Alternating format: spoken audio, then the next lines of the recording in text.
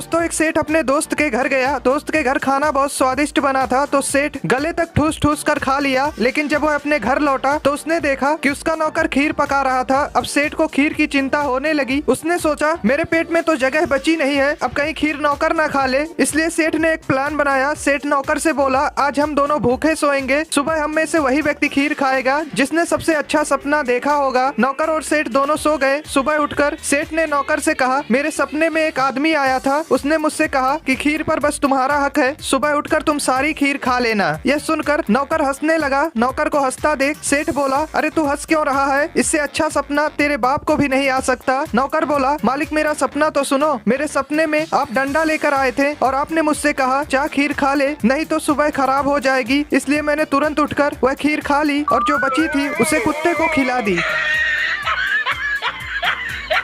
दोस्तों एक बूढ़ा आदमी तरबूज बेच रहा होता है और दुकान के सामने एक बोर्ड लगाया होता है जिस पर लिखा होता है एक तरबूज के लिए $3, 3 तरबूज के लिए $10। एक लड़का उसके दुकान पर आता है और तरबूज का मूल्य देखकर होशियारी लगाने लगता है। वह बूढ़े आदमी को $3 देकर एक तरबूज खरीदता है, फिर $6 देकर 2 तरबूज और खरीदता है। जाते वक्त वह लड़का मुस्कुरा कर बूढ़े आदमी से कहता है बिजनेस तुम्हारे बस की नहीं है, क्या तुम्हें पता है कि मैंने सिर्फ $9 में 3 तरबूज खरीदे हैं। बूढ़ा आदमी भी मुस्कुराता है और कहता है आप जैसे लड़के एक के बजाय 3 तरबूज खरीदते हैं, फिर भी वो मुझे सिखाने की कोशिश करते हैं कि बिजनेस कैसे करना है। दोस्तों कुछ सीखा हो तो लाइक कर देना।